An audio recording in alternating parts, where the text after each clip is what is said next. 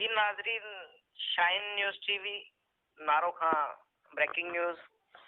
नारो जा आबादगार यूरिया बाण जी खोट ऐं ब्लैक ते विकिरो थियण ख़िलाफ़ चुनको में रैली कढी बस स्टॉप ते पहुची विया। रैली जी अॻुवाणी स्टेप फाउंडेशन ऐं शहरी समाजी अॻुवाण ऐं आबादगार लियाकत बम्बरो, खुदा बख्श ख़ासकली, असलम शर, महरम सियाल, अरशद भट्टी ऐं ॿिया अॻुवाणी करे रहिया हुया।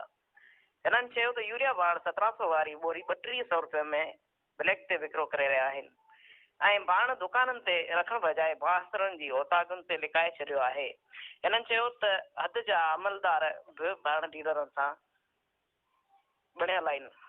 हिननि कमिश्नर सखर ऐं DC खैरपुर खे अपील कई त फौरी तौर नोटिस वठी बाण जी खोट ख़तम करे ब्लैक ते विकिरो कंदड़नि ख़िलाफ़ क़दम खयो वञे।